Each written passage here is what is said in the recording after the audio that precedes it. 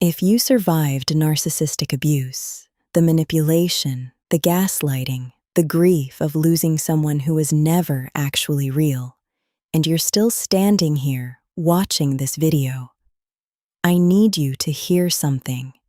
Your wound was not an accident, and it is not the end of your story. I want to be straight with you right from the beginning. This video is not going to tell you that your abuse happened for a reason in some cheap, dismissive way. It is not going to minimize what you went through. Because what you went through was real. The confusion was real. The grief was real. The years of doubting yourself, real. But here is what I also know to be true. The wisest people often aren't the ones who had easy lives. They're the ones who were broken, faced their pain, and turned it into understanding. Today, we're exploring the wounded healer, and why your suffering in a narcissistic relationship may have changed you in ways you don't yet fully see. A wounded healer is a person who turns their pain into wisdom and uses their scars to help others heal. You were in a relationship with someone who systematically dismantled your self-worth, who made you question your own perception of reality. You didn't just experience pain, you experienced a specific kind of pain, the kind that forces you to go inward, to understand human darkness, to decode manipulation, to rebuild your sense of self from the ground up. That is not a random experience. That is an initiation. Dr. Ramani Durvasula, one of the world's leading clinical psychologists specializing in narcissistic personality disorder, has said that survivors of narcissistic abuse often develop something extraordinary on the other side of recovery, a kind of relational radar that most people simply don't have. They can read energy. They can detect inauthenticity. They understand psychological manipulation at a depth that no textbook can teach. That's not coincidence. That's the wound becoming wisdom. But, and this is critical, this transformation doesn't happen automatically. Jung was very clear about this. The wound becomes wisdom only when you consciously process it, when you integrate it, when you stop performing fine, and actually go into the darkness and understand what happened to you and why. If you don't do that work, the wound becomes something else. Bitterness. A victim identity you can't escape. A pattern of attracting the same relationships over and over, projecting your pain onto others. Or becoming a rescuer, helping everyone else to avoid facing yourself. So the question isn't whether you were wounded. That's already happened. The real question is, what are you going to do with that wound?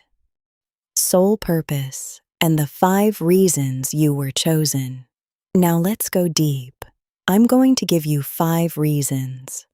Rooted in psychology, ancient philosophy, mythology, and spiritual wisdom. Why your suffering as a narcissistic abuse survivor may have been the very thing that was shaping your soul's purpose. These are not comfort platitudes. These are ideas that hold up under scrutiny. I want you to wrestle with them. Reason 1. Your empathy was forged, not given.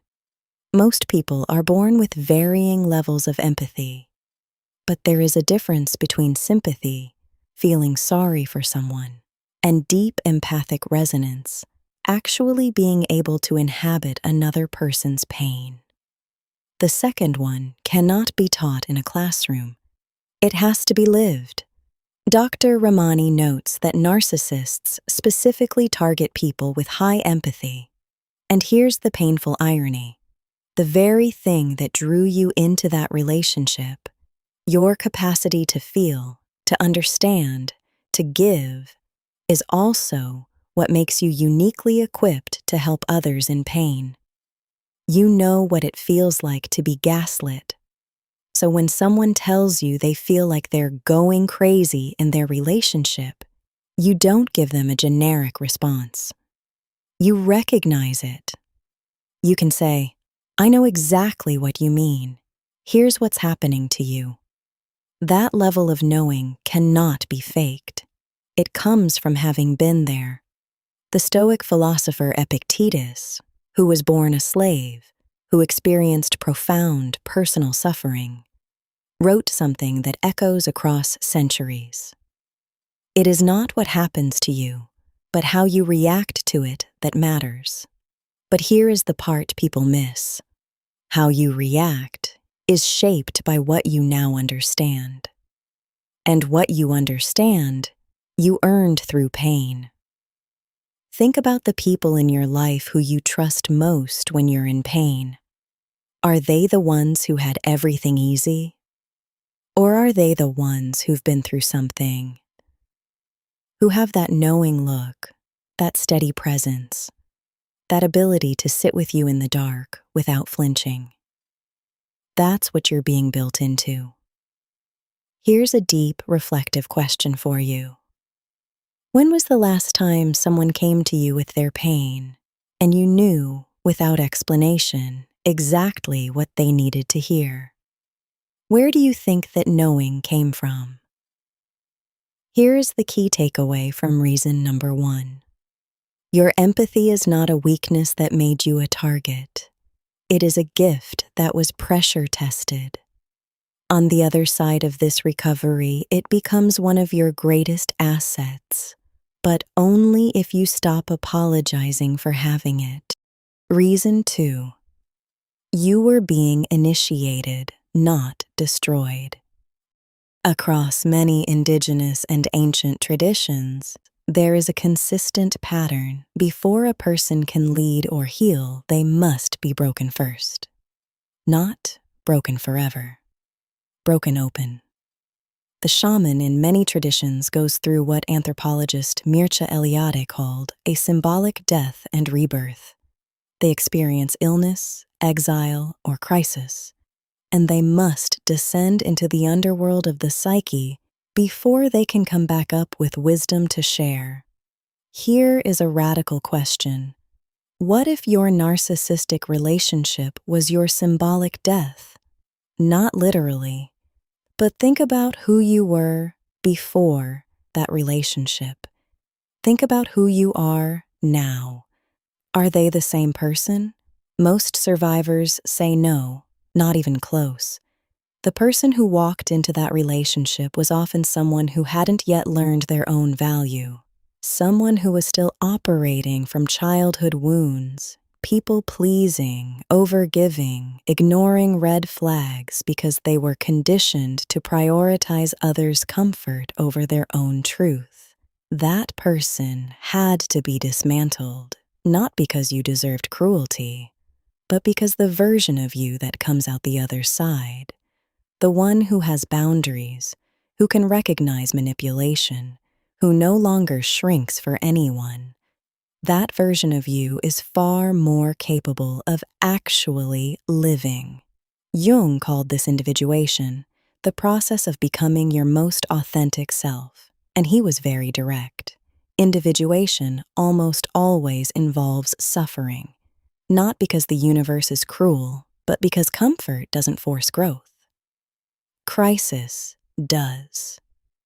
What if, and I want you to really sit with this, the relationship didn't break you, but broke the false version of you that was never sustainable? Marcus Aurelius wrote in his Meditations, "The impediment to action advances action. What stands in the way becomes the way." The obstacle you experienced, the narcissist, the abuse, the grief, was not blocking your path. It was the path. Many survivors describe a moment, sometimes months, sometimes years after leaving, where they look back and realize, I don't recognize who I was before, and I would never go back. The pain was real, but so is who I became. Here's the key takeaway from reason number 2. You were not destroyed. You were initiated.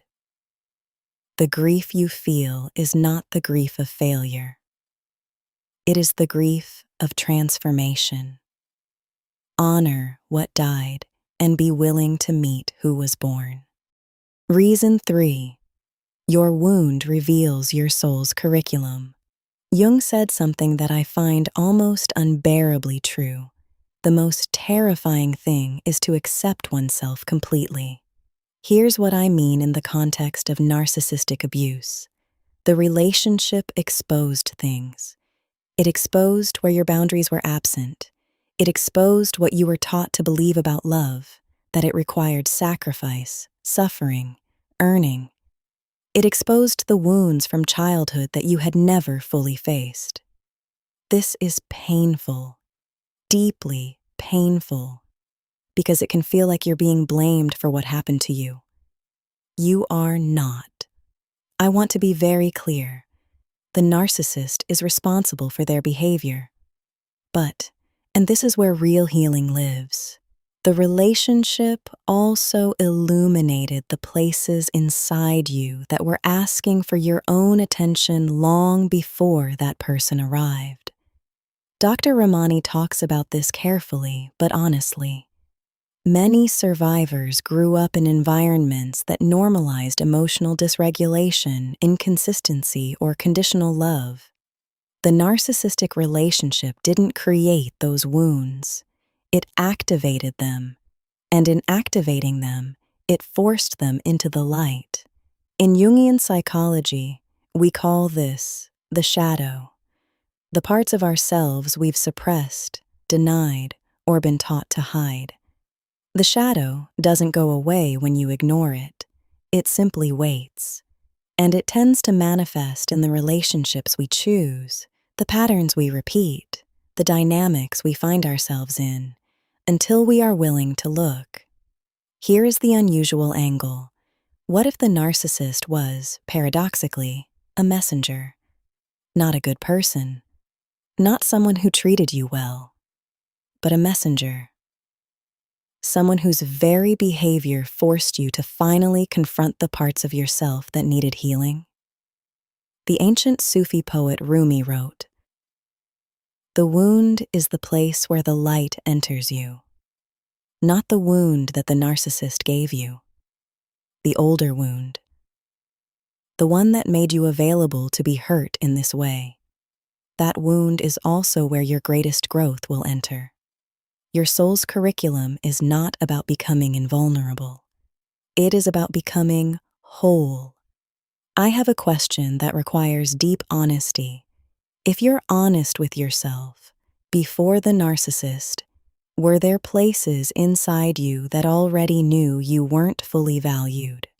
That settled for scraps of love? What would it mean to finally give yourself what you were searching for in them? Here is the key takeaway from reason number 3. The wound reveals the curriculum. Your recovery is not just about healing from what they did to you. It's about completing the lesson your soul enrolled in. That is deeper work and far more liberating. Reason 4. You now carry the map that others desperately need. Here's something nobody talks about enough.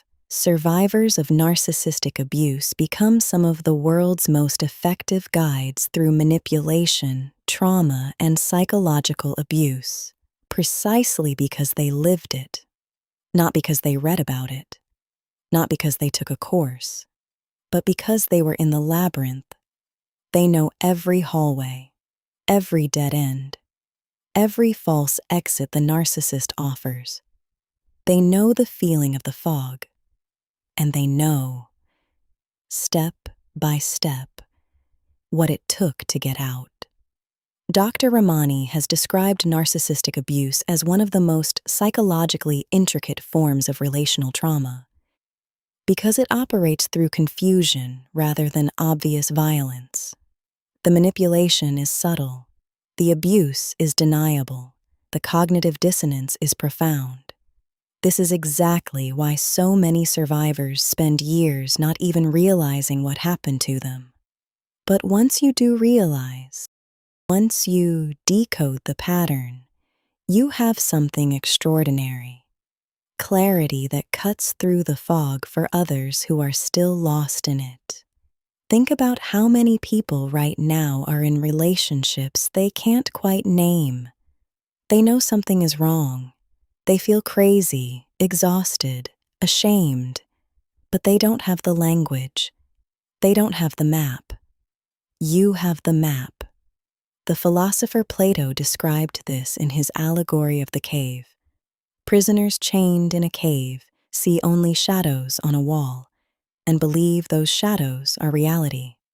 One prisoner escapes, sees the sunlight, understands the truth, and returns to the cave to tell the others. That is you. You escaped the cave. You saw the light. And you have the ability, if you choose, to go back and guide others out. But here is the unexpected connection. Plato's prisoner was not immediately believed. The others in the cave thought he was disturbed.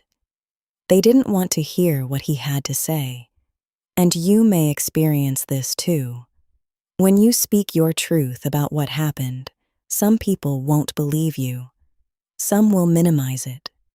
Some will defend the narcissist.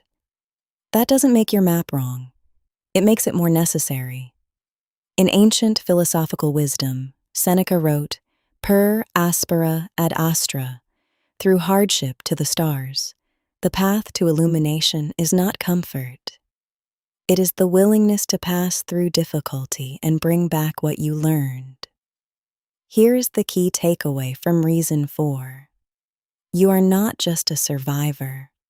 You are a cartographer of one of the most confusing terrains in human experience. That knowledge, lived, embodied, felt, is priceless. The question is whether you'll use it. Reason 5. The world needs healers who survived, not just studied. This is the reason that gets me most emotional to talk about. So I'm going to be very direct. There is a difference between someone who understands trauma from the outside and someone who survived it from the inside. Academic knowledge is valuable. Credentials matter. But there is a quality of understanding that only comes from having been dismantled and rebuilt. From having sat on the bathroom floor at 2 a.m., not knowing who you are anymore. From having rebuilt yourself one brick at a time.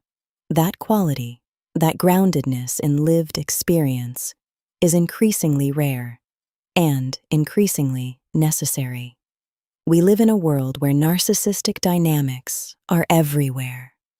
In relationships, yes, but also in workplaces, in families, in political systems, in social media culture. Manipulation, gaslighting, the erasure of other people's reality. This is not just a personal relationship problem. It is a cultural epidemic. And the people best equipped to name it, to call it out, to help others recognize it, to hold space for those who are drowning in it, are the people who survived it. You are not overqualified. You are exactly qualified. Viktor Frankl, a psychiatrist who survived the Nazi concentration camps and wrote Man's Search for Meaning, said, "In some ways, suffering ceases to be suffering at the moment it finds a meaning." He didn't say suffering is good. He said meaning transforms it.